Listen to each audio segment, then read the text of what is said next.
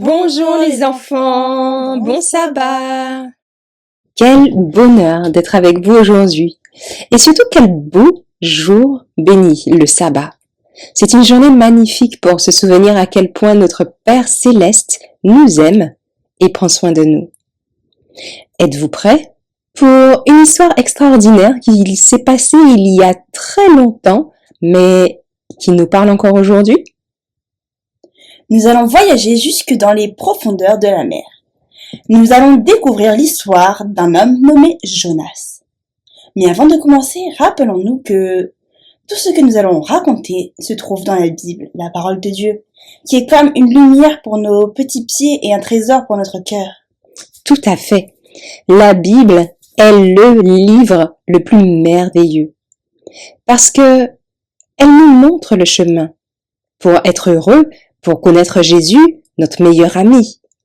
Alors asseyez-vous bien, confortablement et ouvrez grand vos oreilles et laissez votre cœur ouvert. Tout commence un jour où Dieu a parlé à Jonas. Dieu lui a dit « Jonas, lève-toi, va à Ninive, la grande ville, et parle-leur de ma part, car ils ont fait des choses qui me rendent triste. » Ninive était une ville immense, mais les gens là-bas avaient oublié d'aimer Dieu. Jonas a eu très peur. Au lieu d'obéir à Dieu, il a pensé qu'il pouvait se cacher loin de lui. Il est descendu vers la mer et a trouvé un grand bateau qui partait dans la direction opposée, vers un endroit appelé Tarsis. Jonas croyait qu'en partant sur l'eau, Dieu ne le verrait plus. Mais les enfants, est-ce qu'on peut vraiment se cacher de Dieu? Bien sûr que non. Dieu est partout. Il nous voit quand nous sommes dans notre lit, quand nous jouons dans le jardin, et même quand nous sommes au milieu de l'océan. Et Dieu aimait Jonas, même s'il essayait de s'enfuir. Pendant que le bateau avançait sur les vagues, une immense tempête s'est élevée. Le vent soufflait très fort et les vagues étaient comme des montagnes d'eau qui voulaient renverser le navire. Les marins étaient terrifiés. Ils jetaient tout ce qu'ils pouvaient par-dessus bord pour pouvoir alléger le bateau. Pendant ce temps, Jonas dormait au fond du bateau. Quand le capitaine l'a réveillé, Jonas a compris que la tempête était à cause de lui, parce qu'il n'avait pas écouté la douce voix de Dieu. Jonas a dit aux marins, « C'est ma faute. Jetez-moi dans la mer et la tempête s'arrêtera. » Les marins ne voulaient pas le faire, mais la mer devenait de plus en plus déchaînée. Finalement, ils ont déposé Jonas dans l'eau, et soudain, le silence. Plus de vent, plus de vagues, mais Jonas, lui, s'enfonçait dans l'eau bleue et profonde. C'est là que se passe quelque chose de miraculeux, les enfants. Dieu n'a pas laissé Jonas se noyer. Il a préparé un très très grand poisson pour sauver son ami. Imaginez une immense bouche qui s'ouvre doucement sous l'eau et qui attrape Jonas pour le mettre à l'abri. Jonas s'est retrouvé à l'intérieur du grand poisson. Il faisait tout noir, c'était tout mouillé et il y avait des algues autour de sa tête. Il y est resté 3 jours et 3 nuits. Vous vous rendez compte ? C'est un peu comme si Jonas était dans une petite chambre silencieuse au milieu de l'océan, tout seul avec ses pensées. Au début, il a dû se sentir très triste. Il a réalisé qu'il avait été désobéissant. Mais même là, dans le ventre du poisson, au plus profond de la mer, Jonas s'est souvenu de son Père Céleste. Il a compris que Dieu écoutait encore. Alors, Jonas a commencé à prier.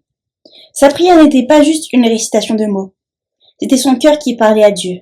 Il a dit « J'ai crié à l'Éternel du sein de ma détresse, et il m'a exaucé. Du sein du sépulcre, du fond de la mer, j'ai crié, et tu as entendu ma voix. » On peut lire cela en Jonas 2, verset 3. Jonas savait que même s'il était loin de tout le monde, Dieu était juste là avec lui. C'est un moment tellement précieux dans l'histoire. Jonas a reconnu qu'il s'était trompé. C'est ce que l'on appelle la repentance.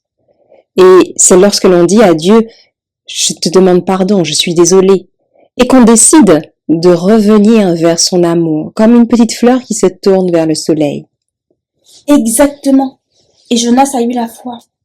La foi, c'est comme tenir la main de Dieu sans le voir, mais en étant sûr qu'il est là.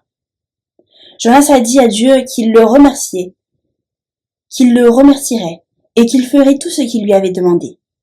Il ne voyait pas encore la lumière du jour, mais il croyait déjà que Dieu allait le sauver. Et vous savez quoi, les enfants? Dieu a aimé cette prière sincère. Il n'y a pas de prière trop petite ou dite dans un endroit trop caché que Dieu n'entende pas. Dieu s'intéresse à tout ce qui nous arrive, même aux plus petits soucis. Il est comme un papa ou une maman qui écoute son petit enfant lui raconter sa journée. La prière de Jonas était comme un parfum agréable qui montait vers le ciel. Elle a mis Jonas directement en présence de son Créateur. Et soudain, le 3e jour, Dieu a parlé au grand poisson. Le Seigneur a ordonné au poisson de rejeter Jonas sur la terre ferme. Hop!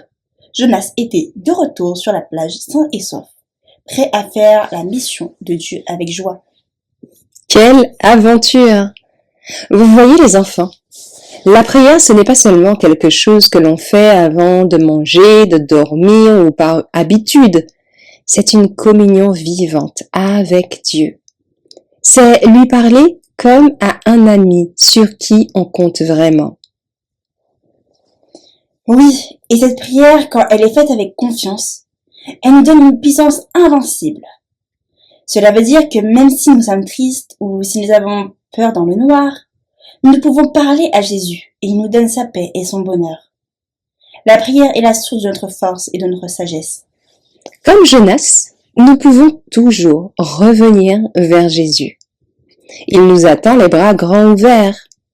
Il veut nous aider à être courageux et à faire le bien autour de nous. Quand nous prions, les anges se rapprochent de nous pour nous protéger. N'oubliez jamais que Jésus est votre sauveur personnel. Il a tout fait pour que nous puissions lui parler à chaque instant. Que chaque respiration soit comme une petite prière vers lui. Cette semaine, nous avons un défi pour vous. Pour vous souvenir que Dieu vous écoute partout, même au fond de l'eau, vous pouvez faire un beau dessin pour cela de Jonas et du grand poisson. Ou alors, vous pouvez trouver un petit coin calme dans votre maison, votre coin de prière, et chaque matin raconter à Jésus une petite chose qui vous rend joyeux, et une chose pour laquelle vous avez besoin d'aide. Parlez-lui comme à votre meilleur ami. Écoutons encore les paroles de Jonas, et ceci pour notre verset à mémoriser qui se trouve en Jonas 2, le verset 3. J'ai crié à l'Éternel du sein de ma détresse, et il m'a exaucé. Du sein du sépulcre, j'ai crié, et tu as entendu ma voix. Amen. Fermons les yeux maintenant et parlons à notre ami céleste. Père éternel, merci parce que tu es toujours avec nous. Même quand nous sommes tristes ou que nous avons peur. Merci d'avoir sauvé Jonas et de nous avoir montré que tu écoutes toutes nos prières. Aide-nous cette semaine à te parler souvent comme à un ami. Donne-nous ta paix, ta force et ton bonheur dans nos cœurs. Garde-nous bien sages et aide-nous à être une petite lumière d'amour pour notre famille. Bénis tous les enfants qui nous écoutent et envoie tes saints anges pour veiller sur eux. Sois avec nous pour le moment d'études qui va suivre. Au nom de Jésus. Amen.